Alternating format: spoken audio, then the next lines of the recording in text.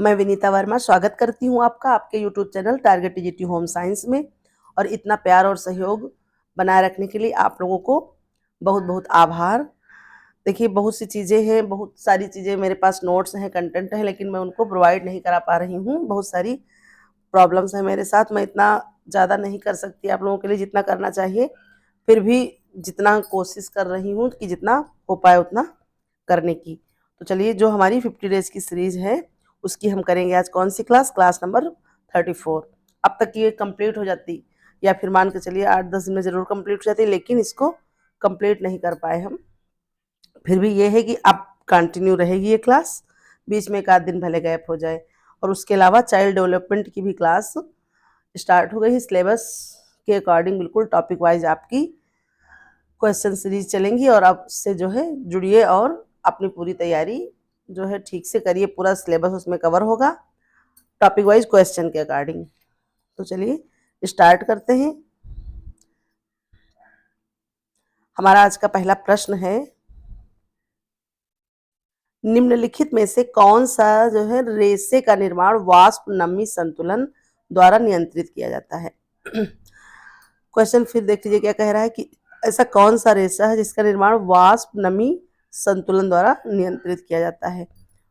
तो हमारा ऑप्शन है, ए है रेयान, बी है एसीटेट, सी है नायलॉन, डी है स्पेंडेक्स। देखिए क्वेश्चन क्या कह रहा है कि कौन सा रेशा है जिसका निर्माण वाष्प नमी संतुलन द्वारा नियंत्रित किया जाता है। तो देखिए, वैसे भी आप इनको पढ़ के अगर नहीं आ रहा, फिर भी आप एक लॉजिक लगाइए कि सारे जो रेशे दिए हुए हैं वो सारे आपके कौन से हैं, कृत्रिम रेशे हैं, एक रेयान छोड़कर, है ना। रेयान में क्या है, तो ये आपका अर्धसेलुलोजिक रेशा है, इतना आप जानते हैं। और आप जान लीजिए कि रेयान क्या है, तो ये पहला आपका सेलुलोजिक रेशा है। और ये जो है 1884 में काउंट, एक मिनट, काउंट हिलेरी डिट, एक मिनट फिर से देख लेते हैं। क्वेश्चन क्या कह रहा है कि रेशे का निर्माण वाष्प नमी संतुलन द्वारा नियंत्रित किया जाता है, ऐसा कौन सा रेशा है आपका। तो ऑप्शन ए है रेयान, बी है एसीटेट, सी है नायलॉन, डी है स्पेंडेक्स। तो देखिए, रेयान जो है इन सबसे अलग, क्योंकि ये सारे रेशे कौन से हैं, तो ये आपके रासायनिक रेशे हैं, या कह सकते हैं कृत्रिम रेशे हैं। रेयान आपका क्या है, तो ये आपका सेलुलोजिक रेशा है, और ये मानव निर्मित पहला रेशा है। ठीक है, रेयान क्या है, तो मानव निर्मित पहला रेशा है। और इसका जो है, इसकी खोज किसने की थी, तो जो है 1884 में किसने की थी, तो काउंट हिलेरी, काउंट हिलेरी ने जो है डिचार्ज डोनेट, इन्होंने जो है इसकी खोज की, या कह सकते हैं फादर ऑफ रेयान को कहते हैं। तो और इसको क्या कहते हैं, इसका ये जो रेयान है इसका शाब्दिक अर्थ क्या होता है, तो इसका शाब्दिक अर्थ होता है सूर्य की किरणों का परावर्तन। तो ये सारी चीजें आप रेयान के बारे में जान लिए हैं। और जो है नायलॉन क्या है, तो नायलॉन एक आपका कृत्रिम रेशा है, कह सकते हैं। और जो है इसको एक प्रकार से चमत्कारिक रेशा भी कह सकते हैं, है ना। नायलॉन को क्या कहते हैं, चमत्कारिक रेशा, या कह सकते हैं मैजिक ऑफ फाइबर कह सकते हैं। और मतलब बिल्कुल जीवन सुगम रेशा कह सकते हैं, या फिर इसको कह सकते हैं कि मतलब पहनो और धो, मतलब इसकी कोई केयर नहीं करनी पड़ती है आपको, बिल्कुल आसान होता है। इसने आपकी लाइफ को क्या कर दिया है, आसान कर दिया है। तो इसकी खोज किसने की थी, तो इसकी खोज 20वीं शताब्दी में, नायलॉन की 20वीं शताब्दी में किसने की थी, तो ये की थी आपकी खोज डॉक्टर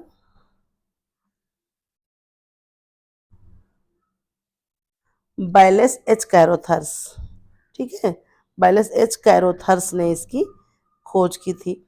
इसकी तो नायलॉन की खोज बैलेस एच कैरोथर्स ने की थी। और जो ये स्पेंडेक्स है, तो ये स्पेंडेक्स, इसमें क्या होता है, तो ये एक कृत्रिम रेशा है जो कि अपनी किसके लिए जाना जाता है, बेजोड़ क्षमता की, मतलब इसके अंदर इतनी ज़्यादा इलास्टिसिटी होती है, या कह सकते हैं कि प्रत्यस्थता, आप समझिए कि प्रत्यस्थता इसके जो है होती, इस कारण ये जाना जाता है। और ये क्या है, प्राकृतिक से अधिक स्पेंडेक्स जो है क्या है, ये प्राकृतिक से अधिक मजबूत होते हैं। वैसे तो प्राकृतिक से अधिक मजबूत सारे आपके रासायनिक रेशे होते हैं, लेकिन हम चारों ऑप्शन को पढ़ते हुए चलते हैं तो इस तरह से ज़्यादा आसान होगा आप लोगों को समझने के लिए।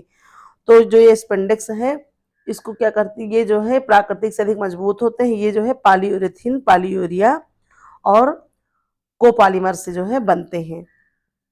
अमेरिका में ही इसे स्पेंडेक्स कहते हैं और यूरोप में इसे इलास्टेन कहते हैं। भारत और ब्रिटेन में क्या कहते हैं इसको, तो इसको भारत में कहते हैं लाइक्रा।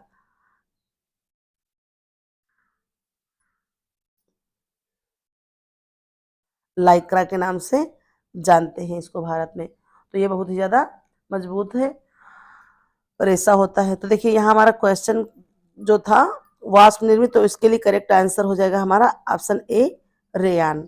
ठीक है, रेयान इसके लिए ये हमारा रेशा हो जाएगा, रेयान करेक्ट आंसर हो जाएगा। फिर चलिए देखते हैं नेक्स्ट क्वेश्चन। नेक्स्ट क्वेश्चन क्या कह रहा है, ऊर्जा संतुलन बनाए रखने के लिए आवश्यक न्यूनतम ऊर्जा व्यय को क्या कहा जाता है। ऊर्जा संतुलन बनाए रखने के लिए यानी कि ऐसी जो है कौन सी चीज है जो कि ऊर्जा संतुलन बनाए रखती है और उसके लिए न्यूनतम ऊर्जा व्यय को क्या कहते हैं। तो ए है बेसल मेटाबॉलिक रेट। सबसे पहले जानिए इसको क्या कहते हैं, तो BMI। ठीक है, BMI। फिर दूसरा है आपका थर्मोजेनेसिस। फिर इसके बाद हमारा क्या है, तो एरोबिक क्षमता है, एरोबिक क्षमता। फिर डी है पोषण दक्षता। तो देखिए करेक्ट आंसर तो हमारा हो जाएगा ए, बेसल मेटाबॉलिक रेट है ना, इसको क्या कहते हैं, तो BMI। ठीक है, बेसल मेटाबॉलिक रेट, आप ये समझ लीजिए। और ये करता क्या है, तो ये जो BMI है ये हमारा एक तरह से जान लीजिए कि एक जो साधारण मतलब ये वयस्क मनुष्य होगा स्वस्थ, तो उसका BMI कितना होना चाहिए, तो 18.5 से जो है कितना 24.9, ये इतना जो है BMI होना चाहिए एक स्वस्थ वयस्क मनुष्य का। ठीक है, और यही हमारा आंसर हो जाएगा। और एरोबिक क्षमता क्या है, तो एरोबिक क्षमता जान लीजिए क्या है, तो ये जो है किसी व्यक्ति की जो है कार्डियोवैस्कुलर, ठीक है,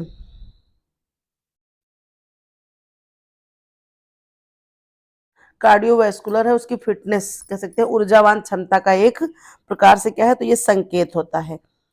और इसके अलावा पोषण दक्षता क्या है, तो पोषण दक्षता में कह सकते हैं कि जैसे कोई व्यक्ति है उसकी ऑब्जर्वेशन है ना, वो कितनी जो है जो न्यूट्रिएंट वो खा रहा है, जो भी चीजें पोषक तत्व तो ले रहा है, तो वो कितना उसको ऑब्जर्व कर रहा है, तो उसकी क्षमता क्या होती है ये दर्शाता है। और उसके अलावा इसमें क्वेश्चन एक चीज और है, थर्मोजेनेसिस। तो थर्मोजेनेसिस क्या है, तो ये एक प्रकार से आप जानिए शरीर या तापमान ऊर्जा जो उत्पादन बढ़ाने की प्रक्रिया है। थर्मोजेनेसिस क्या कहते हैं, जो शरीर है उसका कह सकते हैं एक प्रकार से तापमान या जो है ऊर्जा बढ़ाने की प्रक्रिया, इसी को क्या कहते हैं, थर्मोजेनेसिस कहते हैं। बाकी मेटाबॉलिक रेट हमने आपको बता ही दिया, BMI होता है। और इस स्वस्थ जो है मनुष्य का कितना होना चाहिए, तो 18.5 से जो है कितना 24.9 तक का, ये जो है आपका एक वयस्क का जो है BMI होता है। तो करेक्ट आंसर क्या हो जाएगा, क्वेश्चन क्या कह रहा है, ऊर्जा संतुलन बनाए रखने के लिए आवश्यक न्यूनतम ऊर्जा व्यय को क्या कहते हैं, तो उसको कहते हैं बेसल मेटाबॉलिक रेट। ये आपका करेक्ट आंसर भी हो जाएगा। चलिए फिर देखते हैं नेक्स्ट क्वेश्चन। नेक्स्ट क्वेश्चन हमारा क्या कह रहा है, कंटिन्यूअस फिलामेंट यार्न का निर्माण किस प्रक्रिया के माध्यम से होता है। ए है कार्डिंग, बी है ड्राफ्टिंग, सी है स्पिनिंग, डी है फाइब्रिलेशन। तो देखिए करेक्ट आंसर हमारा क्या हो जाएगा, कंटिन्यूअस फिलामेंट यार्न का निर्माण कैसे होता है, तो ये होता है स्पिनिंग के द्वारा। आज मेरी हमें लग रहा है फ़ोन की स्क्रीन कुछ जो है काम नहीं कर रही है, थोड़ा सा बार बार बहुत ज़्यादा प्रॉब्लम्स आ रही हैं, इसलिए हमें लग रहा है कि ज़्यादा एक्सप्लेन ना करके सोचे थे कि थोड़ा ज़्यादा एक्सप्लेन कर देंगे चारों ऑप्शन, लेकिन हो नहीं पा रहा है, इसलिए हम सीधे सीधे आंसर देखते हुए चलेंगे। जहां अगर ज़रूरत समझेंगे तो थोड़ा बहुत डिटेल कर देंगे। तो करेक्ट आंसर हो जाएगा ऑप्शन सी, स्पिनिंग। फिर देखिए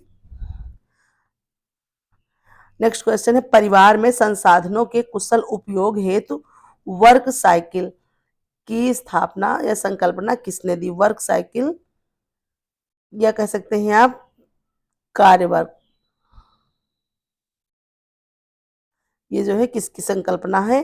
तो ऑप्शन हमारा ए है एलन रिचर्ड, बी है फ्रेडरिक टेलर, सी है क्रिस्टीन फ्रेडरिक, फिर डी है मैक्स वेबर। तो एलन रिचर्ड को आप जानते हैं, इन्होंने जो है बहुत सारे जो है अनुसंधान किए हैं। एलन का जो है एक रसोई घर की भी स्थापना की है, लेकिन यहाँ पर करेक्ट आंसर हो जाएगा ऑप्शन सी क्रिस्टीन फ्रेडरिक।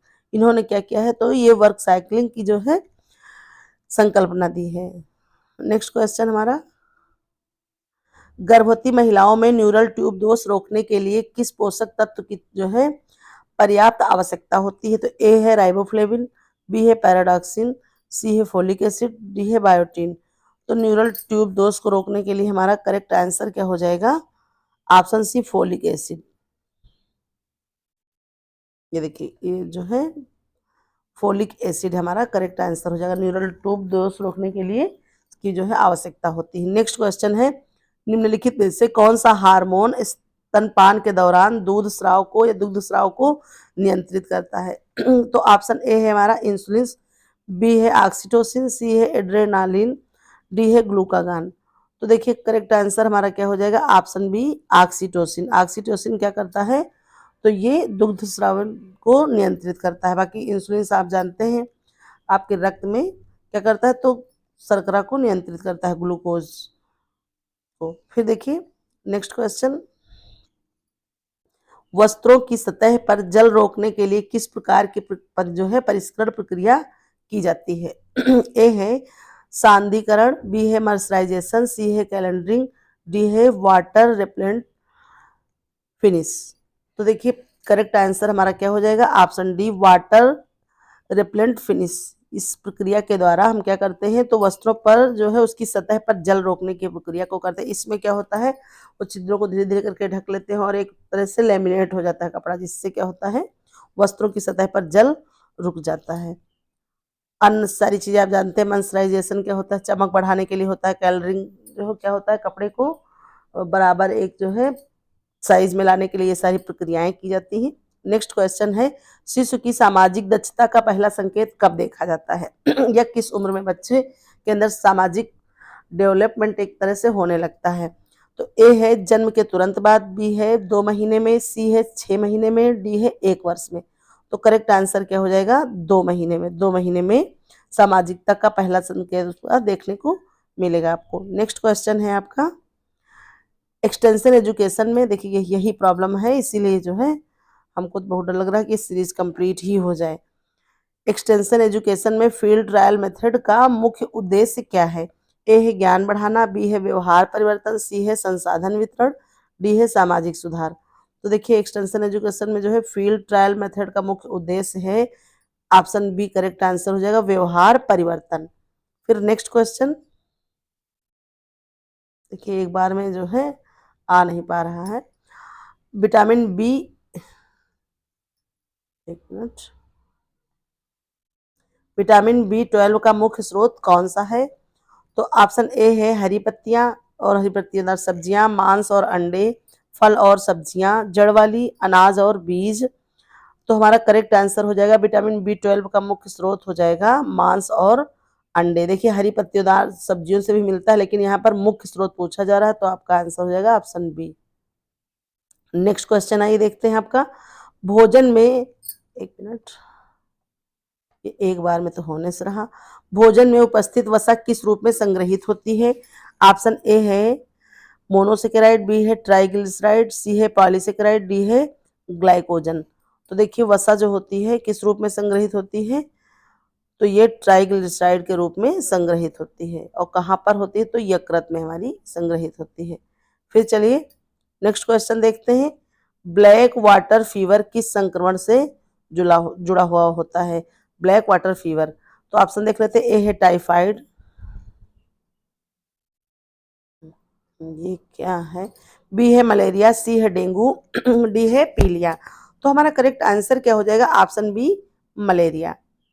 फिर नेक्स्ट क्वेश्चन आइए देख लेते हैं, कपड़ों में बायोडिग्रेशन किस कारक से प्रभावित होता है? ए है प्रकाश और तापमान, बी है नमी और ऑक्सीजन, सी है फाइबर संरचना, डी है उपरोक्त सभी।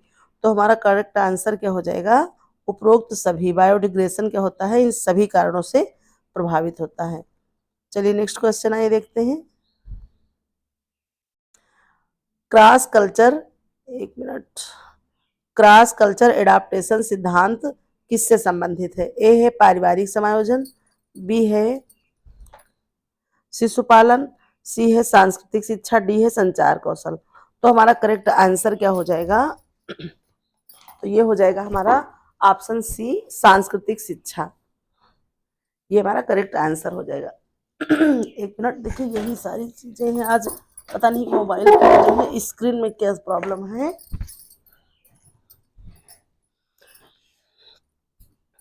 स्क्रीन आज मेरी क्या हो गई, तो ये मेरी कंट्रोल से बाहर हो गई है। चलिए नेक्स्ट क्वेश्चन देखते हैं। किस उत्तक में सबसे अधिक ऊर्जा संग्रहित होती है? तो ए है तंत्रिका उत्तक, बी है मांसपेशी उत्तक, सी है वसा उत्तक, फिर हमारा नेक्स्ट जो है ऑप्शन है अस्थि उत्तक। तो करेक्ट आंसर क्या हो जाएगा? ऑप्शन सी, वसा उत्तक। यहीं पर सबसे ज्यादा ऊर्जा संग्रहित होती है। नेक्स्ट क्वेश्चन आइए देखते हैं। कार्टन में श्रिंकिंग को कम करने के लिए किस परिष्करण तकनीकी का उपयोग करते हैं? या कार्टन में हम क्या करते हैं कि जिसमें सिकुड़न और ऐसी बहुत सारी चीजें, इसको जो है कंट्रोल करने के लिए हम कौन सी जो है प्रक्रिया करते हैं? तो ऑप्शन ए है हमारा सिंगिंग, बी है सल्फ्राइजेशन, बी है बीटिंग, डी है कैलेंडरिंग। तो करेक्ट आंसर हो जाएगा ऑप्शन बी, सल्फ्राइजेशन। नेक्स्ट क्वेश्चन आइए देखते हैं। इंट्यूटिव थिंकिंग किस आयु वर्ग में विकसित होती है? ए है शैशवावस्था, बी है पूर्व शैशवावस्था, डी है सी है मध्य बाल्यावस्था, डी है किशोरावस्था। तो करेक्ट आंसर हो जाएगा ऑप्शन बी, पूर्व शैशवावस्था। इंट्यूटिव थिंकिंग जो होती है वो पूर्व शैशवावस्था में विकसित होती है। देखिए थोड़ा सा चल रहा है तो जल्दी जल्दी निपटा लें। फिर है डबल वायलर तकनीक का उपयोग किस उपयोग से या किस जो है उद्देश्य से किया जाता है? डबल वायलर तकनीक जो है का उपयोग हम क्यों करते हैं? ए है गाय गाढ़ा दूध बनाने में, बी है उबालने में, सी है ठंडा करने में, डी है फ्राइंग में, है ना, डीप फ्राइंग में। तो करेक्ट आंसर हमारा क्या हो जाएगा? ऑप्शन ए, दूध को गाढ़ा बनाने में हम डबल बॉयलर तकनीक का उपयोग करते हैं। नेक्स्ट क्वेश्चन है। फूड पॉइजनिंग किस बैक्टीरिया से होती है? ए है स्टेफिलोकोकस ऑरियस, बी है स्ट्रेप्टोकोकस, सी है क्लोस्ट्रिडियम टेटानी, डी है साल्मोना। तो करेक्ट आंसर क्या हो जाएगा? Option D, salmonella. हाँ, मोनेला ये जो है साल्मोनेला जो है इससे फूड पॉइजनिंग इस बैक्टीरिया से होती है। नेक्स्ट क्वेश्चन है, ये देखते हैं। कौन सा कारक धागे की ताकत को प्रभावित करता है? ए है ट्विस्टिंग, बी है फाइबर लंबाई, सी है फाइबर प्रकार, डी है उपरोक्त सभी। तो देखिए ताकत को, जो फाइबर है या हमारा रेशा है, उसको इन सारे कारणों से, ट्विस्टिंग यानी कि उसमें कितनी ऐठन दी गई है। ऐठन भी जानते हैं आप, 3 प्रकार की होती है, एक 0 से 3, एक 3 से 7 होती है, अच्छे शायद, और जो है एक होती है 7 से 12। तो ये 3 प्रकार की होती है। निम्न कितनी होती है? तो निम्न होती है 0 से 3, ये हो गई आपकी निम्न। एक होती है 3 से 7 है, शायद कि 4 से 7 ऐसे ही। तो ये होती है आपकी मध्यम। फिर जो है एक होती है उच्च। तो ये जो है फिर लंबाई भी उसका, या जो है किस जितने ही उसमें जोड़ कम होंगे उतना वो मजबूत होगा। और फाइबर का प्रकार कैसा है, कि वो प्राकृतिक है कि रासायनिक है, और अन्य चीजें हैं। तो ये सारी चीजें प्रभावित करती हैं। इसलिए करेक्ट आंसर क्या हो जाएगा? ऑप्शन डी, उपरोक्त सभी। नेक्स्ट क्वेश्चन आइए देखते हैं। हेमेटोपोसिएसिस की प्रक्रिया कहाँ होती है? ए है हमारा अस्थिमज्जा में, बी है यकृत, सी है गुर्दे में, डी है फेफड़े में। तो हेमेटोपोसिस की प्रक्रिया कहाँ होती है? तो होती है ये अस्थिमज्जा में। करेक्ट आंसर हमारा हो जाएगा, बोन मैरो में ये होती है। नेक्स्ट क्वेश्चन आइए देखते हैं। एक मिनट। बी है कौन सा पोषक तत्व वसा में घुलनशील नहीं होता है? वसा में क्या नहीं घुलता है? तो आइए जरा देख लेते हैं। ऑप्शन है विटामिन ए, फिर है विटामिन डी, फिर है विटामिन सी, फिर है विटामिन ई। तो देखिए करेक्ट आंसर हमारा क्या हो जाएगा? ऑप्शन सी हो जाएगा, विटामिन सी। ये क्या होता है? तो ये हमारा वसा में घुलनशील नहीं होता, क्योंकि वसा में कौन से घुलते हैं, तो वसा में घुलते हैं, एक मिनट, जल में घुलनशील कौन कौन से, तो जल में जो है घुलता है आपका बी और सी, और वसा में बचता है क्या, तो ए, फिर हो गया आपका डी, फिर हो गया ई, और फिर हो गया के। तो देखिए उस तरह से हमारा क्या इसमें है, ए डी और ई ये सारे घुलने वाले हैं जो है वसा में, और घुलने वाला है जल में बी सी। तो वसा में क्या नहीं घुलेगा, तो आपका सी जो है नहीं घुलेगा। फिर नेक्स्ट क्वेश्चन है न्यूनतम पोषण आयु, एक मिनट, यही तो प्रॉब्लम है।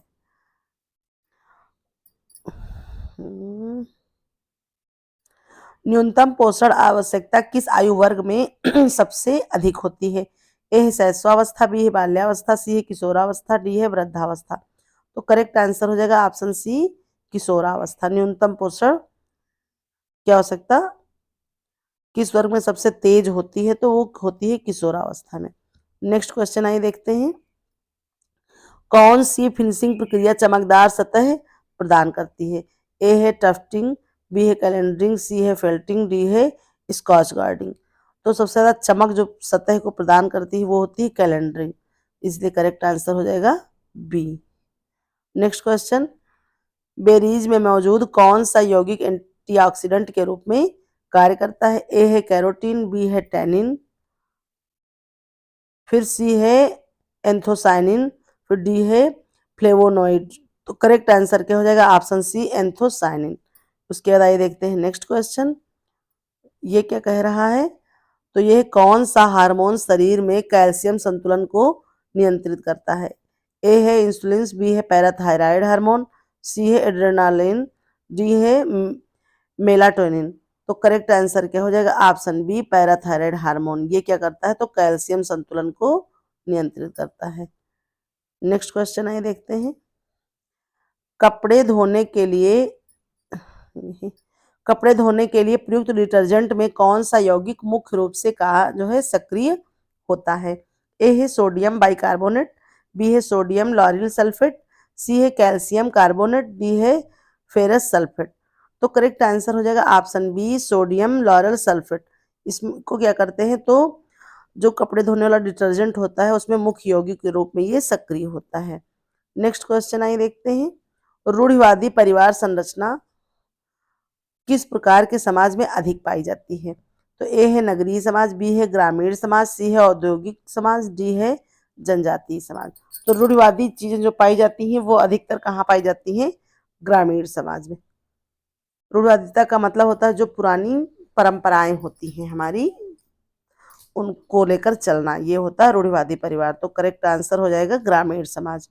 नेक्स्ट क्वेश्चन आइए देखते हैं आपका, अमीनो एसिड्स को किस समूह, अमीनो एसिड्स का जो है कि किस समूह को शरीर आवश्यक रूप से आहार द्वारा ग्रहण करता है, ए है आवश्यक अमीनो एसिड, बी है गैर आवश्यक अमीनो एसिड, सी है ग्लाइकोलाइटिक अमीनो एसिड, डी है केटोजेनिक अमीनो एसिड। तो देखिए करेक्ट आंसर क्या हो जाएगा, आवश्यक अमीनो एसिड्स। ये जो आवश्यक अमीनो एसिड्स होते हैं इनको हमको क्या करना पड़ता है, बाहर से लेना पड़ता है, और जो गैर होते हैं आवश्यक 20 प्रकार के अमीनो एसिड्स होते हैं, 10 आवश्यक और 10 अनावश्यक। तो जो अनावश्यक होते हैं वो शरीर के अंदर बन जाते हैं, और जो आवश्यक होते हैं उनको हमको बाहर से आहार के रूप में ग्रहण करना पड़ता है। नेक्स्ट क्वेश्चन आइए देखते हैं, छोटे बच्चों में सीमांत व्यवहार किस आयु वर्ग में सबसे अधिक देखने को मिलता है ना, तो ऑप्शन ए है 1 से 2 वर्ष, फिर है 3 से 5 वर्ष, फिर है 6 से 8 वर्ष, फिर डी है 9 से 12 वर्ष। तो जो है सीमांत व्यवहार किस वर्ग में देखने को मिलता है, करेक्ट आंसर हो जाएगा ऑप्शन बी 3 से 5 वर्ष। फिर आइए नेक्स्ट क्वेश्चन देखते हैं, निम्नलिखित में से कौन सा फाइबर जलने पर बाल जैसी गंध देता है, नायलॉन, एक्रेलिक, ऊन, पॉलिएस्टर। तो करेक्ट आंसर हो जाएगा ऑप्शन सी ऊन। ऊन क्या होता है, तो बाल जैसी गंध जो है देता है, क्योंकि क्या होता है ये एक प्रकार से प्रोटीन रेशा होता है, और कह सकते हैं जानवर रेशा होता है ना, और जानवरों की जो है बाल से बनता है, जो जानवर होते हैं भेड़ खरगोश हो गया, ऊंट हो गया, उनके बाल से बनता है, इसलिए इसमें क्या होती है बाल जैसी जलने की गंध आती है। नेक्स्ट आइए देखते हैं क्वेश्चन। तो इसमें क्या होता है, भोजन में किस घटक की अधिकता शरीर में कीटोसिस उत्पन्न करती है। मतलब ऐसा कौन सी जो है पोषक तत्व है वो जो अधिक हो जाता है तो जिससे कीटोसिस की स्थिति उत्पन्न हो जाती है। तो आइए जरा हम ऑप्शन देख लेते हैं। ए है कार्बोहाइड्रेट, बी है प्रोटीन, सी है वसा, डी है खनिज। तो करेक्ट आंसर हो जाएगा ऑप्शन सी, कीटोस जो है वसा। वसा अधिकता से कीटोसिस की स्थिति उत्पन्न हो जाती है। नेक्स्ट है हमारा, मानव शरीर में सिनेप्टोजेनेसिस किस प्रक्रिया से संबंधित है। तो जरा हम ऑप्शन देख लेते हैं। ए है पाचन तंत्र, बी है हड्डियों का विकास, सी है तंत्रिका तंत्र, डी है रक्त संचार। तो सिनेप्टोजेनेसिस की प्रक्रिया किससे संबंधित है, वो संबंधित है तंत्रिका तंत्र से, इसलिए करेक्ट आंसर हो जाएगा ऑप्शन सी। आइए नेक्स्ट क्वेश्चन बढ़ते हैं हम। परिधान निर्माण में बीजिंग तकनीकी का उपयोग किस लिए किया जाता है।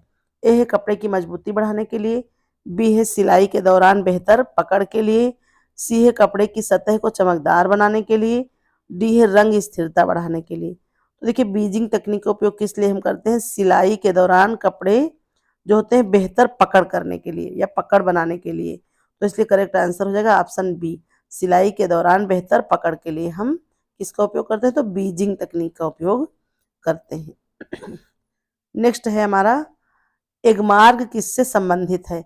तो किससे संबंधित है एगमार्क, ए है कपड़ों की गुणवत्ता, बी है कृषि उत्पादनों की गुणवत्ता, फिर है पोषक मूल्यांकन, डी है रासायनिक खाद। तो देखिए करेक्ट आंसर क्या हो जाएगा, एगमार्क किससे संबंधित है, तो कृषि उत्पादन जो गुणवत्ता होती है उसी से क्या संबंधित है, तो उसी से एगमार्क संबंधित है, इसलिए करेक्ट आंसर हो जाएगा ऑप्शन बी। तो इस प्रकार से हमारी आज की सीरीज कंप्लीट होती है। फिर मिलते हैं अपनी नेक्स्ट क्वेश्चन। हमारी सीरीज कौन सी होगी, वो जो मिलेगी आपको वो होगी 35 नंबर की क्लास। इसके बाद हम हमारी ये जो है क्लास मिल जाएगी आपको। फिर इसके बाद आपको क्लास मिलेगी चाइल्ड डेवलपमेंट की। फिर चलिए मिलते हैं नेक्स्ट वीडियो में। Thank you for watching.